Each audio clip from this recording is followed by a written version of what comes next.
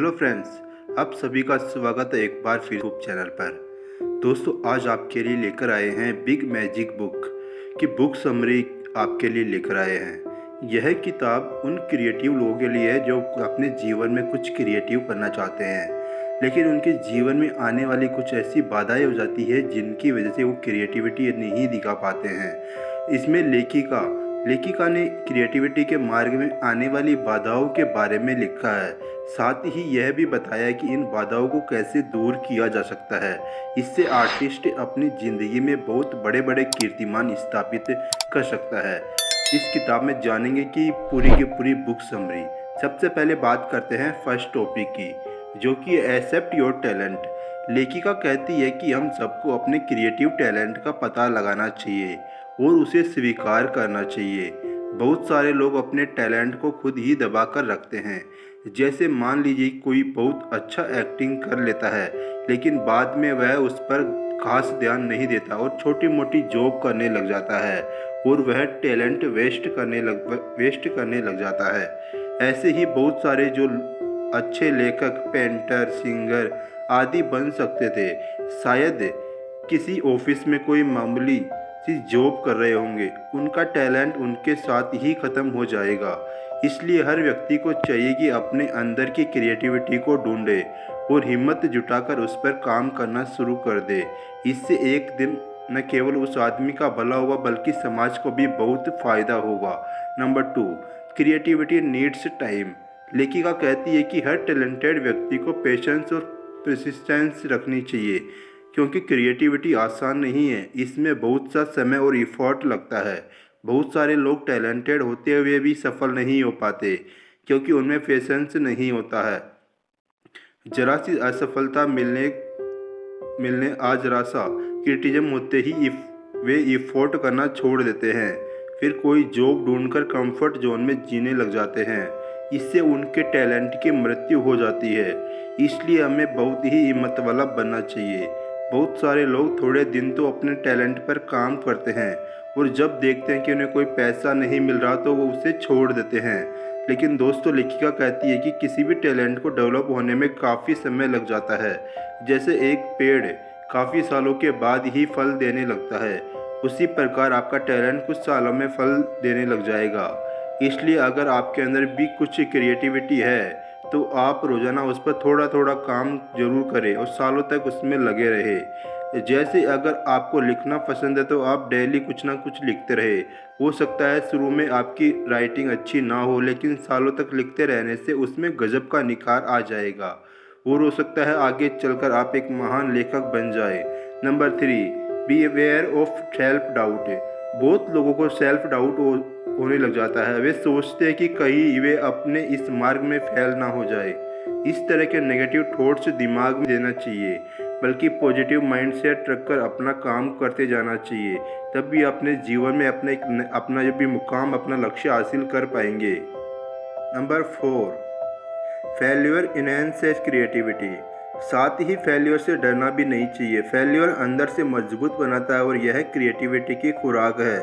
आपके दुख तकलीफ की ही कविता, पेंटिंग, ब्लॉग पोस्ट, प्रोडक्ट आदि में डल जाते हैं। इसलिए फेल हो भी जाए तो खुश रहिए, क्योंकि उस फेलियर को आपको इतना कुछ सिखा दिया होगा जो स्कूल कॉलेज में नहीं सीख पाते, क्योंकि लाइफ असली सीख देती है। ऐसे अनुभव ही आपकी क्रिएटिविटी को 10 गुना बढ़ाते हैं।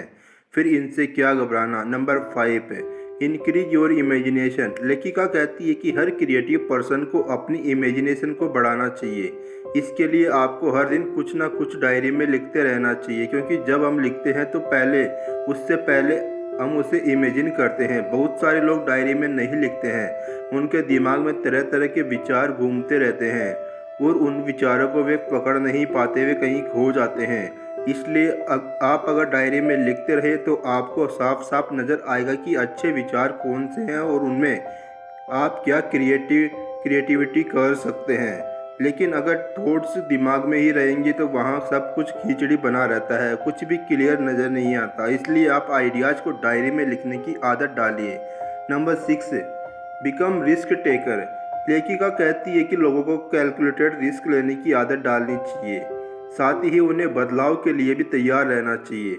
मान लीजिए आपने किसी फिल्म की कहानी लिखी और किसी प्रोड्यूसर को सुनाई, हो सकता है उसे क्रिटिसाइज करे और उसमें चेंजेस करने के लिए कहे, तो इसके लिए आपको तैयार रहना होगा।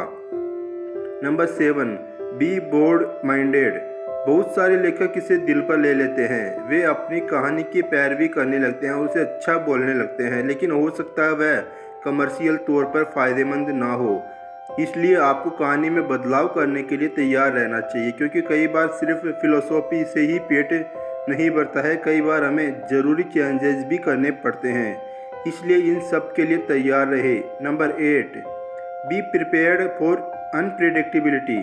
ज़िंदगी में बड़ी बड़ी एक्सपेक्टेशन को रखनी चाहिए, लेकिन अगर वे पूरी ना हो तो गम नहीं करना चाहिए, क्योंकि यह यूनिवर्स बहुत ही अनप्रेडिक्टेबल है।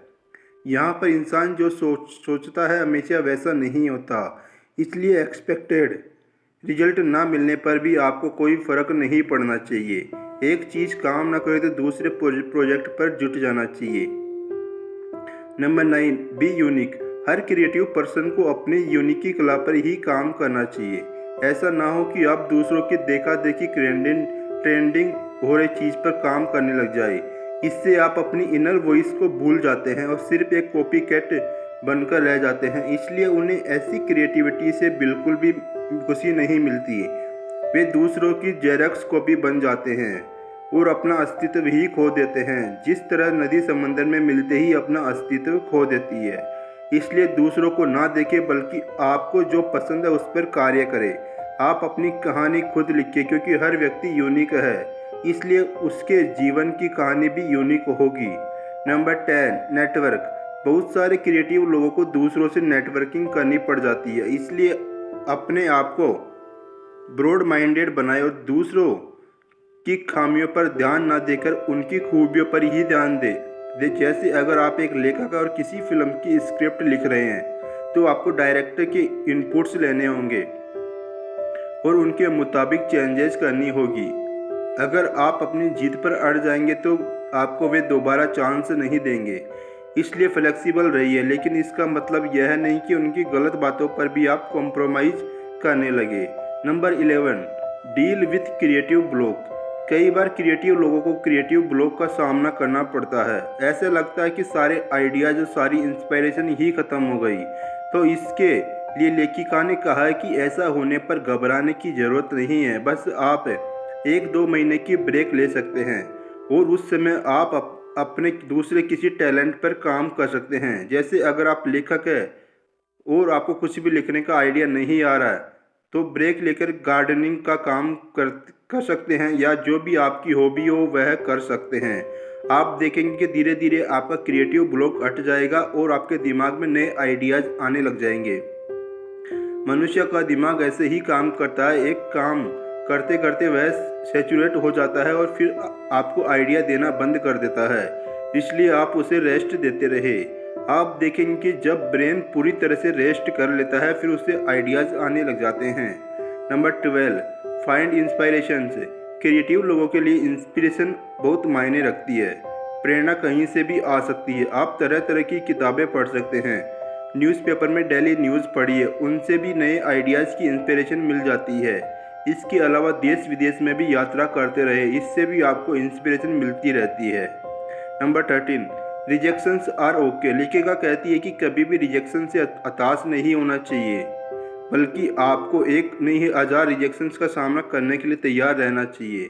अगर आपको कोई नो बोलता है तो आप सिर्फ मुस्कुराकर उसे थैंक यू बोलिए और किसी अन्य व्यक्ति से मिलने जाइए। आप यह सोच सकते हैं कि क्या आपको दूसरों की हर चीज़ पसंद आती है, नहीं ना? तो उसी तरह से ज़रूरी नहीं कि दूसरे भी आपकी हर चीज़ को पसंद करें। Number 14, bounce back. अंत में लेखिका कहती है कि असफलता मिलने पर भी क्रिएटिव लोगों को रिसाइलेंस दिखानी चाहिए और अपनी प्रोसेस में कभी भी रुकना नहीं चाहिए। इस तरह के हठधर्मी लोगों की वजह से ही धरती पर नए नए आविष्कार और नए नए कलाकारों को स्वरूप पाया। इसलिए आप भी लगे रहिए, तब तक लगे रहिए जब तक आपको अपना गोल हासिल ना हो जाए। उम्मीद करते हैं आपको ये भी अच्छी लगी होगी। बुक समरी अच्छी लगी वीडियो को लाइक कर दीजिए, चैनल को सब्सक्राइब कर लीजिए।